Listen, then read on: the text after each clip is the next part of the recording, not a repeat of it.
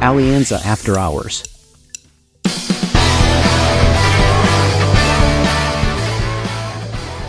Hola, muy buen día, esperamos que se encuentren muy bien. Bienvenidos a esta nueva edición de la Alianza After Hours, un nuevo podcast que estamos lanzando a partir de este año y que, bueno, ha tenido una muy buena respuesta por parte de nuestros clientes, oyentes y quienes nos escuchan este fin de semana. Entonces, en esta oportunidad, pues nos acompaña Camilo Thomas, nuestro director de estrategia. ¿Qué hubo, Cami? ¿Cómo va?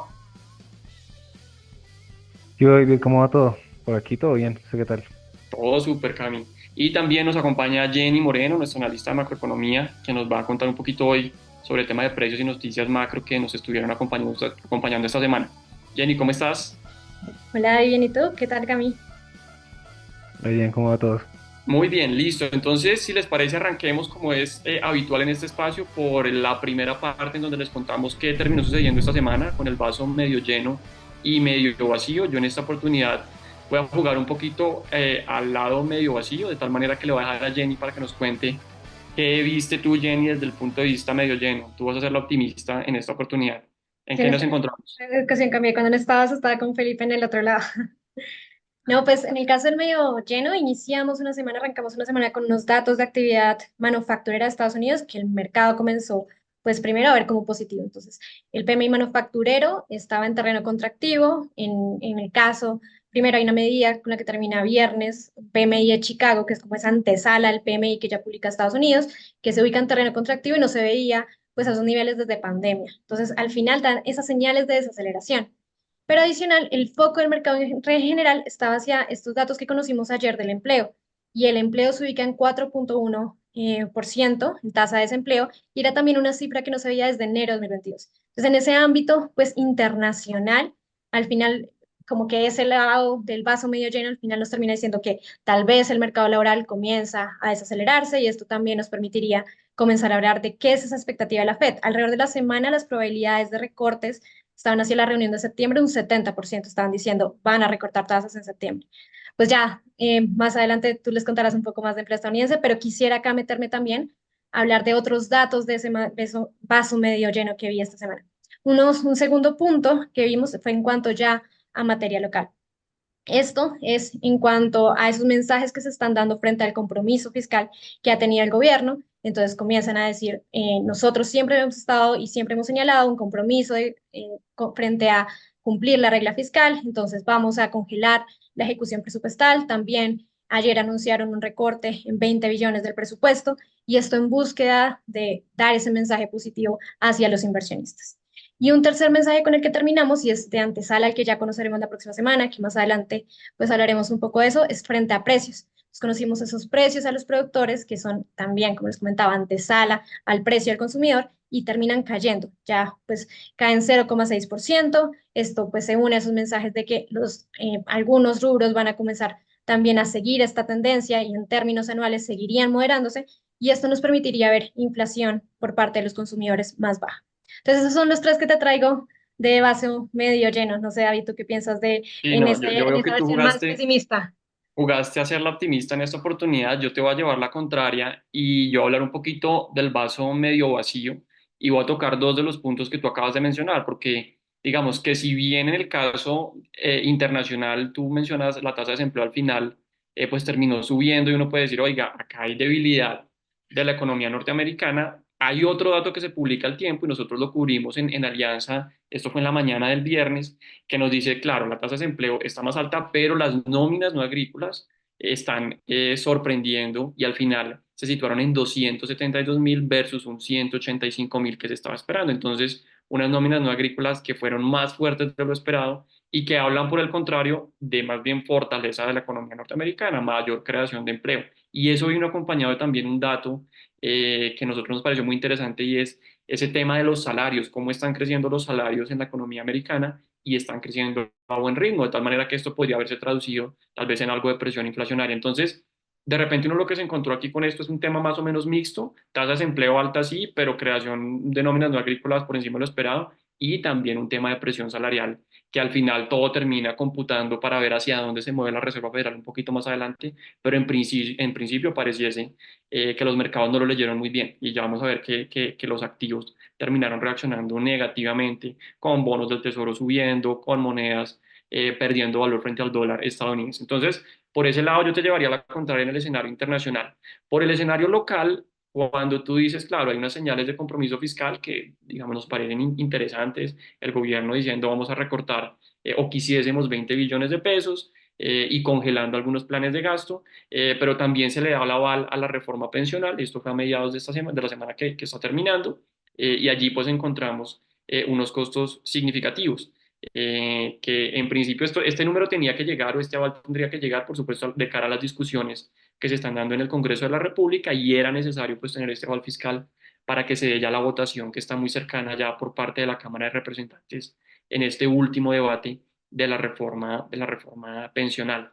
Aquí básicamente los números van como ustedes lo ven allí en la pantalla, unos números importantes, las proyecciones son de aquí al 2100, pero en principio cuando uno hace la comparación cómo estaba el escenario o cómo está el escenario hoy sin reforma y cómo estaría con reforma de aquí al 2100, pues uno estaría diciendo que en general el sistema pasaría de ser algo por los lados del 88% del PIB a algo por los lados de 121 puntos del PIB. Entonces, la cifra es bien importante. En el cortísimo plazo no hay un costo o no hay un cobro muy significativo para el contribuyente, es más o menos 0,3 puntos del PIB. Pero ya cuando uno hace la suma completa en un horizonte ya de mediano plazo, que es como uno debería hacer los cálculos de este tipo de reformas que son trascendentales, pues sí los números son significativos. Entonces allí, pues el tema fiscal vuelve a estar sobre la mesa y tendremos pues que estar pendientes ya de las votaciones ya de cara a la próxima semana de este tema pensional. Y finalmente en el ámbito regional, pues vimos, y es algo a lo cual le vamos a pedir ahorita más adelante a Cami que nos hable, y es el tema de México, cómo termina incidiendo sobre los demás. Nosotros venimos con una teoría desde hace años, pues, en donde decimos, no solamente deberíamos fijarnos en Colombia, sino que realmente nuestros activos se terminan moviendo de manera muy importante por lo que sucede a nivel global, por lo que sucede a nivel regional.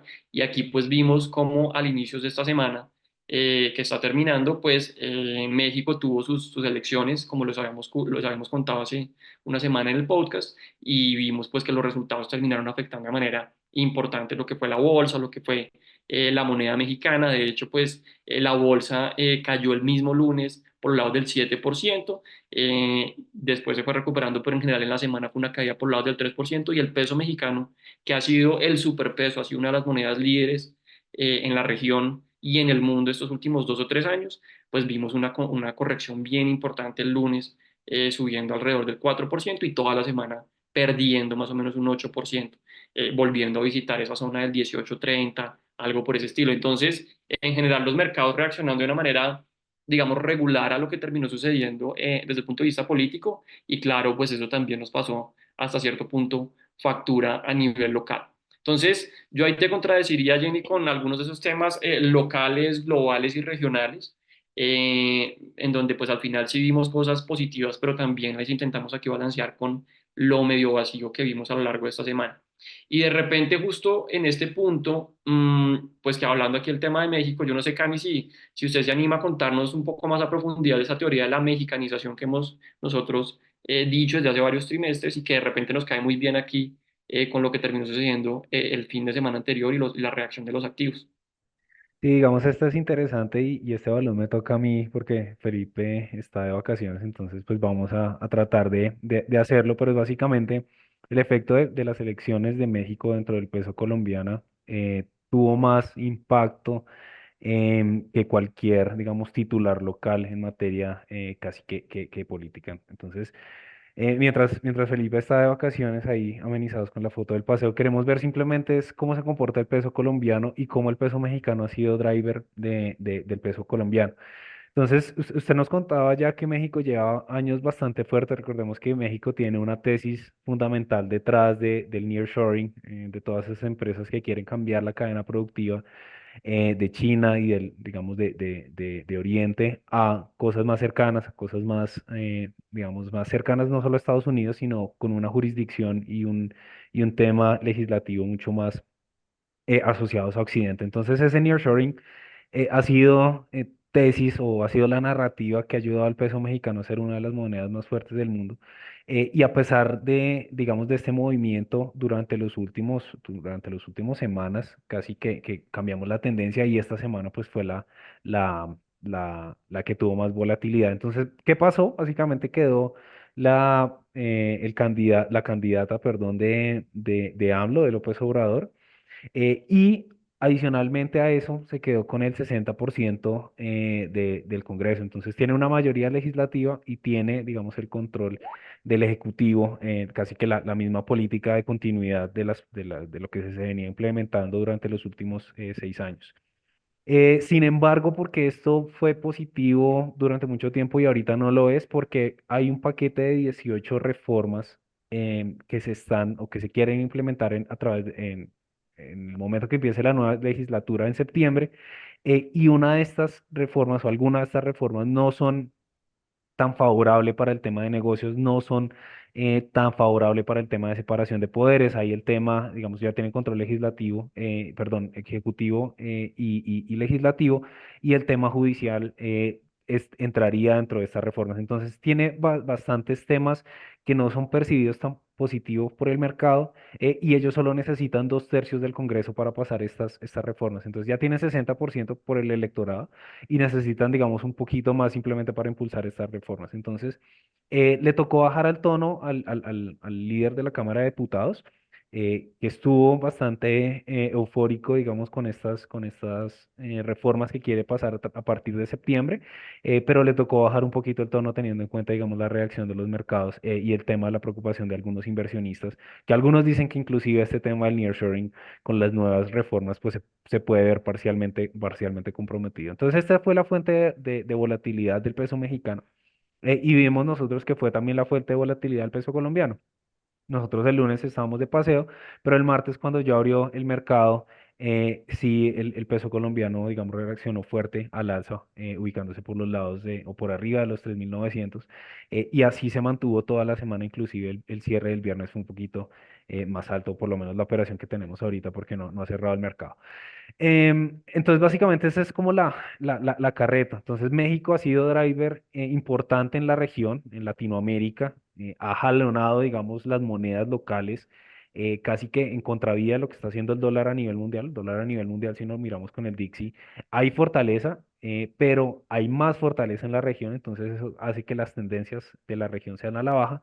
Pero México, digamos, siendo la moneda más fuerte, pues ahorita es la que está haciendo más movimiento de debilidad, y nosotros, digamos, como seguidores, pues estamos llevando ahí un poquito del bulto.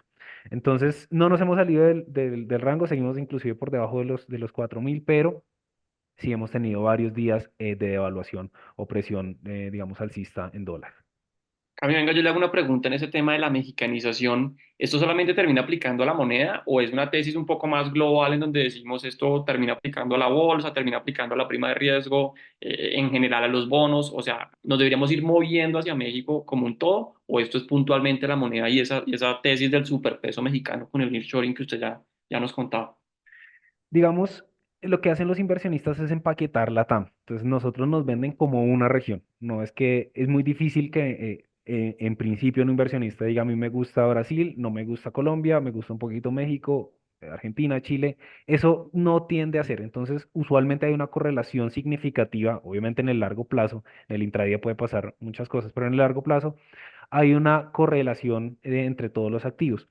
Entonces, cuando miramos bolsas, cuando miramos bonos y cuando miramos monedas, hay activos que son los líderes. En el caso de monedas era el peso mexicano. Caso de bonos, tal vez era los bonos en Brasil. Caso de bolsa, era también la bolsa mexicana. Entonces, cuando aquí tratamos de buscar al líder, tratamos también, digamos, de asignarle mexicanización o brasilización, pero al final del día somos nosotros todos como región moviéndonos hacia una misma línea, inclusive en lo político. Cuando hay giros a la izquierda, cuando hay giros a la derecha, la región en su conjunto trata, digamos, de moverse casi en simultáneo. Y en este momento, básicamente, el que más aplica para la correlación del peso colombiano es el peso mexicano, porque uno veía Chile por otro lado, Brasil se descorrelacionó un par de meses, pero para nosotros en este momento lo que era más clave era el peso mexicano. No sé, no significa que siempre sea así, pero sí los mercados, digamos, tienden a tradear países similarmente o de una forma similar hasta que algo cambie. Entonces, pues por el momento es México y por el momento en materia de divisa, sigue siendo el peso mexicano a lo que le estaremos echando ojo. Listo, no, pues muy bien, muy interesante. Es una tesis que hemos contado desde hace rato, no estamos contando la hora que se dio el tema de las elecciones y una reacción, sino ustedes podrán ver en nuestros documentos algo de lo cual venimos hablando con Felipe, que como está en el está de paseo en este momento, desde hace varios trimestres. Entonces, pues ahí muy invitados también a que de repente le den una ojeada a esos documentos y a los trinos en donde volvemos a recordar nuestras tesis de inversión. Listo, yo les propongo que pasemos ya de tercio y cambiemos a ver un poquito qué es lo que nos espera la siguiente semana. Ya se nos viene una semana que vuelve a coger bastante fuerza en términos de datos. Venimos de un par de semanas medio flojas. Solamente tuvimos datos de empleo gringo que le metieron algo de color y algo de picante a los mercados, pero ya vamos a volver a ganar algo de tracción en la semana que arranca. A pesar de que estamos de festivo el lunes, ya llegamos el martes con un tema de inflación en Colombia, que ya vamos a conversar un poquito más adelante. Se nos viene también la inflación en los Estados Unidos. Volveremos a coger algo de color en materia de tasas de interés con comentarios de la Reserva Federal y su decisión de tasas el miércoles 12. Y al final de la semana, algunos datos de actividad en Colombia, pero tal vez lo más relevante puede ser el mismo viernes con la publicación del marco fiscal de mediano plazo y los números fiscales. Yo ya les anticipaba ahorita. Oiga, ¿hay alguna preocupación desde el punto de vista de para dónde van las cifras, déficit, deuda? El gobierno hace algunos anuncios, pero también unos avales fiscales a la reforma pensional. Bueno, todo eso de repente puede estar un poco más condensado en ese marco fiscal de mediano plazo que en principio debería estar publicado el día viernes, dado que la norma es que tiene que estar antes del 15 de junio. Entonces, una semana que se nos viene bastante cargada de datos. En cuanto a inflación, denos un minutico y vamos a conversar al respecto, pero aquí en decisión de tasa de interés, Cami, ¿qué es lo que podríamos estar esperando? Se nos viene una semana, digamos, muy interesante en ese sentido, con comentarios del presidente Powell, de repente también nos van a actualizar los números de lo que se está observando. ¿Será que nos mueven las tasas en esta oportunidad o por ahora claramente descartado ese tema? Pues es difícil decirle que la probabilidad es cero, pero si yo miro los futuros es 99,4, entonces casi que es probable que se mantengan las tasas con un 100%, 99,5. Y aquí es importante el discurso, porque venimos de una semana donde bajó tasas el Banco de Canadá y bajó tasas el Banco Central Europeo. Entonces ya tenemos algunos bancos con esa, digamos, esa bajada de tasas que es hawkish. ¿Qué quiero decir con eso? Bajan la tasa, pero me suben las proyecciones de inflación o de crecimiento. Entonces dicen, voy a bajar la tasa, pero voy a ver qué pasa. Y no, esto no es un cambio, digamos, de reglas de juego, ni es una tendencia. Entonces le bajan la tasa como aliviando algo de costo financiero, pero le dan un mensaje al mercado de ojo, no se la crean tan pronto porque yo tengo, digamos, el tema de proyecciones, inclusive lo reviso al alza. Entonces es importante más que la decisión, porque en teoría la decisión va a ser mantener, o eso es casi 100% la apuesta del mercado. Lo importante es también con qué tono o qué nos dicen en el discurso. Y ya de ahí en adelante cómo se desprendan el resto de reuniones. Por el momento estamos jugados a septiembre, más o menos con un 60-70% de probabilidad de recorte. Y en diciembre es un monedazo. Con un monedazo, ahorita estamos entre el 5,25 y 5,50. Recortamos 25 en septiembre y el posible recorte del 25 en diciembre es un monedazo. Se complicó más con los datos de hoy. Ya lo hablábamos que digamos, este tema de noticias buenas son noticias buenas para la economía son malas para el mercado porque son, digamos, generan expectativas de mayores tasas o de menores recortes, como uno lo quiera ver, y a partir de ahí es donde empezamos a generar expectativas, digamos, nosotros como agentes del mercado. Entonces, importante lo que si, digamos, si la Reserva Federal recoge algo de lo que han dicho los bancos centrales durante esta semana, Canadá y Europa principalmente, y que cómo se ajustan, digamos, las expectativas del mercado de cara a las reuniones de septiembre, que es donde hay más probabilidades de recortes, y diciembre, donde hay un monedazo, 50-50 la probabilidad de que recorten, otros 25 o se queden, digamos, con un recorte a lo largo del año. No, eso va a ser un día súper clave porque como usted lo dice, pues no solamente decisión de tasas, sino también viene la inflación gringa, que pues al final termina siendo un insumo súper importante para esa decisión de tasas. Y lo que nosotros hemos dicho aquí, ustedes acuérdense, es básicamente que se nos viene como un periodo de cierta estabilización de la inflación americana. No va a caer tan rápido como al principio del año nos imaginábamos. Realmente la caída más fuerte la vamos a ver hacia final del año, donde volvería a converger hacia esos números que quise ver la Fed, acercándose paulatinamente a su meta de mediano plazo, que es el 2%, aunque todavía pues algo lejos. Entonces, también ese dato de inflación del próximo miércoles va a ser clave y va a ser conjugado un día bien importante con la decisión de tasas del board de la Reserva Federal. Entonces, a nivel internacional, bastante movido. A nivel local, ya les contaba el tema fiscal y el martes 11 volvemos a tener dato de precios en Colombia, el dato de inflación. Ya Jenny nos mencionaba ahorita lo que va a suceder o lo que terminó sucediendo en materia de precios al productor, en donde volvieron a estar en terreno negativo, pero un poquito más arriba de lo que venía antes. Jenny, no sé si nos puedes contar aquí un poquito qué es lo que nosotros nos estamos imaginando en inflación. Yo creo que la historia se parece un poco a la americana. Por temas del efecto base, se nos viene algo de moderación en la caída y de pronto más adelante volvemos a caer con más velocidad. Pero cuéntanos aquí qué es lo que nosotros estamos observando y esa caída cómo ha sido en esos últimos meses. Justo lo que dices, David. Mayo y junio van a ser un poco retadores. O sea, y ya lo habíamos hablado en capítulos pasados con Felipe y él hizo un hilo sobre los ositos y el osito mayor y el osito menor y bueno, todo eso. Pero lo que llega a ser relevante es lo dicen los efectos base. Entonces, ¿qué pasaba? En esta gráfica que ven en la pantalla, la línea gris es cómo se estaba comportando en mediana, en prepandemia de 10 años, o sea, una época de 10 años, cómo se estaba comportando la inflación. Y lo que nosotros vemos en las X y los puntos azules claros es cómo se está comportando la inflación mensual y de 2023 las X, 2024 eh, el punto azul. Entonces lo que vemos ahí es que cuando ese número, ese punto azul es menor que ese punto rojo, nos está ayudando el efecto base. Entonces terminamos viendo una inflación anual que termina moderándose. Y eso ha sido como uno de esos insumos que nos llevan a decir la inflación va a seguir cayendo.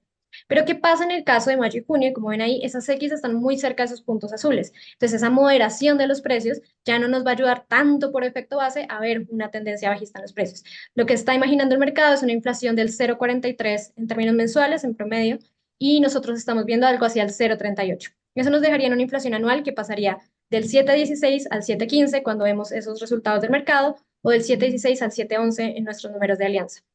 ¿Qué es al final lo que termina un poco resaltando? Alimentos. Alimentos por efectos base ha crecido. Pasó como un 2% a un 3% en abril y veríamos algo hacia el 3-4% en esta ocasión, que seguiría siendo como esos rubros que destacan. Indexación de arriendos, que al final también termina pegando la vivienda, junto con servicios públicos, lo que tiene que ver con electricidad y eso, que al final también termina pegándole la inflación. Pero en general también seguiríamos viéndonos soportados por ese efecto base que teníamos una inflación que estaba creciendo mucho el año pasado, que al final pues terminaría ayudándonos a moderar levemente en esta ocasión, que terminaría que todavía nos mantengamos en esa estabilización que mencionabas que también pasaba en la inflación gringa en mayo y junio. ¿Cuáles al final esos como destacados que veremos después? Es en julio y agosto, como esos ya datos que al final nos terminarían ayudando. Cuando estamos en julio, en 2023 estábamos creciendo 10 veces la mediana de lo que veíamos en esa prepandemia. En esta ocasión estaríamos creciendo alrededor de 5 veces, o sea, todavía veríamos inflaciones altas versus a lo que deberíamos comportarnos si nos comportáramos como en promedios histórico, pero lo que nos permitiría es como, claro, ese número ya es muy alto en 2020 versus 2023, este número 2024 es más bajo que 2023, pues nos terminaría ayudando a una inflación que volvería a dar pues una mayor moderación en cuanto a puntos básicos y ya nosotros estamos hablando hacia finales de año, algo hacia el 5 o 6% en línea también con lo que está viendo el mercado. Entonces, claro, en meses retadores, pero que al final también esa tendencia a lo largo del año se podría mantener en la mayoría de rubros que se estén pues Ok, observando. no, eso está muy interesante. Déjame, Jenny, de repente yo tomo como todo lo que tú me estás diciendo como insumo para llegar como a tres grandes conclusiones en tema de la inflación y tú me corregirás si estoy en lo correcto o no. Número uno, seguimos viendo la inflación cayendo en términos de mediano plazo. Y aquí al cierre de año nos imaginamos que la inflación va a pasar de niveles del 7,1, 7,2 de hoy al 5,6 que tú mencionabas. Entonces en Alianza seguimos viendo una caída y eso es también lo que tú nos decías, se lo imagina el mercado. El mercado también está viendo una corrección en términos interanuales de aquí al cierre de año. Número dos, lo que tú mencionabas de la velocidad. Entonces la velocidad sí va a cambiar un poco. Venimos de unas caídas fuertes, pero con toda esa historia que tú nos estás contando del efecto base, pareciese que la velocidad va a retroceder, va a bajar un poquito y vamos a seguir cayendo o de repente no caemos mucho en los próximos 2, 3 meses y un poco más adelante volvemos a ganar tracción para ir a buscar ese 5,6. Y lo último que no, tú no lo mencionabas, pero yo creo que vale la pena aquí mencionarlo y es el tema de con esta moderación de la inflación, ¿hacia dónde pueden ir las tasas de interés? Y lo que nosotros hemos dicho es básicamente con una economía que está creciendo unas tasas muy pobres, muy tenues, y una inflación que sigue cayendo, no más allá del 24, incluso en el 25, nosotros en Alianza y el mercado también se imaginan unas tasas de interés que van a seguir cayendo. Acordémonos que en junio vamos a tener de nuevo decisión de tasas por parte del emisor y nosotros en Alianza pues creemos que van a seguir relajando la postura monetaria, no solamente en este mes, sino más adelante. Yo creo que eso sería como básicamente hacia donde nosotros estaríamos pensando que este dato, digamos, de inflación que podría seguirse moderando nos lleva. No sé si tú tienes algún punto ahí adicional que pudiésemos agregar.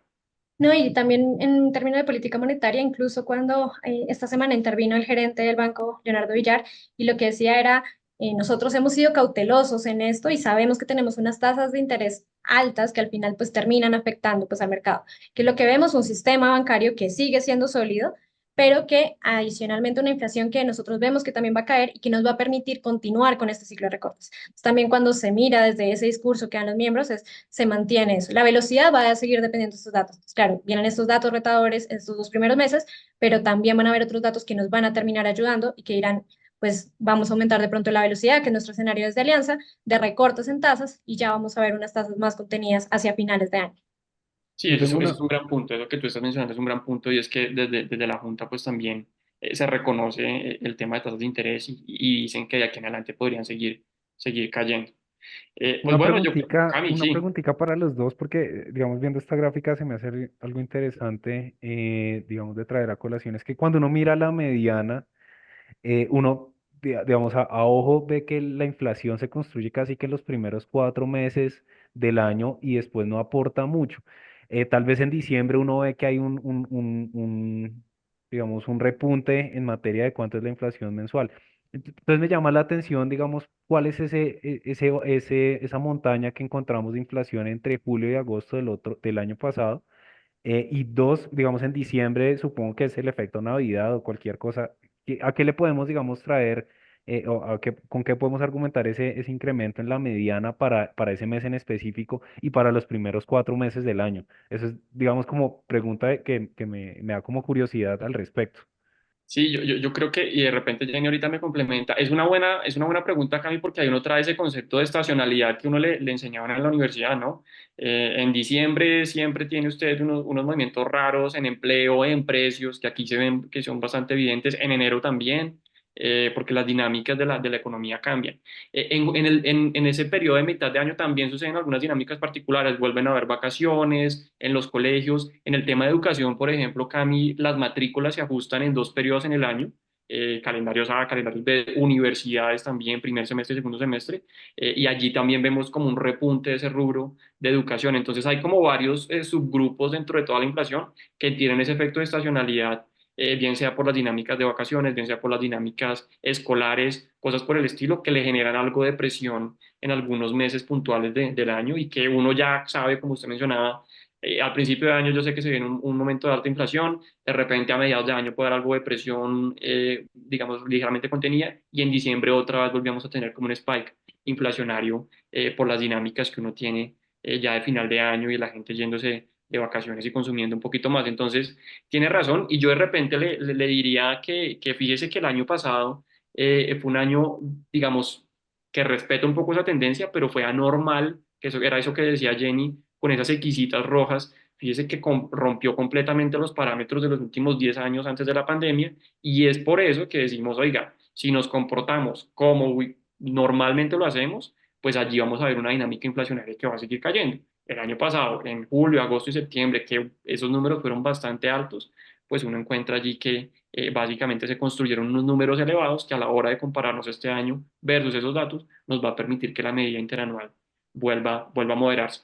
Pero yo creo que eso sería como el tema de la estacionalidad, que es habitual que suceda, que uno lo ve en diferentes variables macroeconómicas y en este caso de los precios yo creo que es bastante evidente. También me atrevería a añadir, adicional a esos rubros que mencionaba David, el hecho de la indexación de los arriendos. Entonces, claro, cuando tú ya comienzas a indexarte versus la inflación del año pasado, eso inevitablemente hace que ya los precios vayan subiendo. Entonces, por ese lado, entonces, matrículas, educación es uno que afectas en esos dos momentos específicos del año, también lo que es indexación en cuanto a vivienda, y lo que mencionaba también David del año pasado, que fue muy particular, son ajustes adicionales que se van haciendo. Entonces, el año pasado habíamos esos ajustes de transporte, que transporte llega a pesar en la inflación y llega también a mover a una inflación más alta que contribuye a esas montañitas que se ven. Sí, de acuerdo, ese tema de indexación que lo que menciona Jenny es en buena medida se da en la primera parte del año, ¿no? Con los ajustes de precios de finales de cada año. En enero y febrero uno vuelve a ver cómo se empieza a repreciar varios de los precios que están dentro de la canasta. Pero listo, si les parece, entonces cerramos esta parte de la inflación, esperaremos a ver cómo sale el dato y por supuesto les contaremos en nuestro siguiente episodio la lectura que tenemos desde Alianza. Permítanos movernos ya hacia la última parte de este episodio hablando o entrando más bien a nuestro extra time. Y aquí básicamente lo que se nos viene, Cami y Jenny, pues es una semana que aparte de todos los datos económicos que ya conversamos, vamos a tener fútbol, mucho fútbol. El fin de semana que viene, no solamente campeonato local, sino también Colombia vuelve a estar en el radar. No sé, Cami, ¿usted qué nos puede contar ahí? O sea, Colombia otra vez vuelve a los campos, ¿no? Sí, interesante porque llevamos 20 y algo partidos invictos, nos ha ido bien en la eliminatoria, en otros amistosos también nos ha ido bien y digamos, de cara al inicio de Copa América, en algunas semanas que vale la pena, digamos, tener en cuenta. Entonces, pues ya Estados Unidos no es el Estados Unidos de antes, ya tienen varios jugadores en Europa, entonces, pues inclusive está mejor en ranking FIFA que nosotros, entonces va a ser un partido bastante movido y por supuesto, digamos, la final, digamos, del rentado nacional entre Bucaramanga y Santa Fe. Vamos a ver qué ofrecen estos dos equipos. Sí, ese partido también está interesante. Yo por ahí escuchaba que ya están todas las boletas vendidas en Bucaramanga, ya los precios han venido disparándose. Es la segunda final que juega Bucaramanga y está en búsqueda de su primer título. Y Santa Fe, Y pues era, sí. claro, era el único equipo fundador de la liga que no tenía Ok. estrella. Antes era Bucaramanga y el Pereira, y pues Pereira quedó campeón hace un par de torneos, entonces ahorita le está metiendo presión al Ok, Bucaramanga sí. para que no sea el único socio fundador que no tenga estrella. Entonces este partido mañana 7:30 y el de Colombia mañana 4:30. Entonces pues para programarnos Dado que esto ahí sale el sábado, Cami sería sábado 7:30 de la noche y sábado Colombia, 4:30. y Colombia también en la noche. No, 4:30 de la tarde. Ah, en la tarde, listo. Sí, sí, sí. Listo, ¿no? Entonces estaremos pendientes del tema macro que ya les contamos, hacerle fuerza a Colombia y no sé si le van a hacer fuerza a Santa Fe o a Bucaramanga en el campeonato local. Camilo lo veo por el lado de Bucaramanga, ¿no? Como, Siempre el equipo que no tiene tantos bombos es el que genera, digamos, algo de favoritismo de los que somos hinchas de otros equipos. Entonces, pues por ese lado sí, interesante. Y aparte tengo familia santanderiana, entonces pues doblemente sesgado. ok, ¿y Jenny por quién irías? Uy, no sé, no sé, voy a irme con Santa Fe solo para llevarle la contraria a Solo Cami. para llevar la contraria Sí, Tú vas a y hacer en el el vaso próximo. medio vacío entonces. voy a hacer el vaso medio, medio lleno. ¡Ah! Bueno, no, pues muy bien. Yo creo que con eso terminamos este episodio cargado de datos, de información, de fútbol ya al final del episodio. Y bueno, nos veremos entonces en un siguiente episodio para actualizar lo que ha venido sucediendo. Cami, muchas gracias. Gracias a ustedes. Feliz fin de semana para todos. Jenny, mil gracias. Gracias igual a ustedes, que estén muy bien todos. Listo, que estén muy bien. Nos vemos en la siguiente. Alianza After Hours.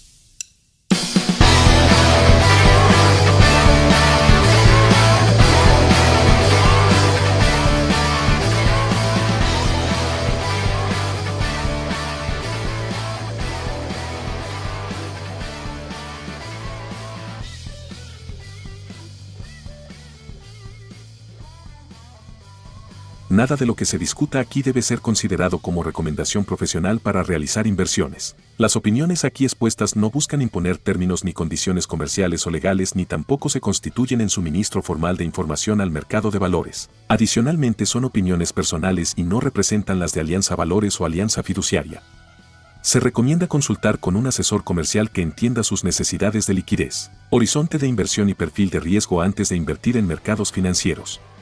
Escuchar el podcast de Alianza puede tener efectos secundarios como ser muy sesgado en dólar, ver figuras técnicas en la naturaleza y hablar de inflación en reuniones familiares.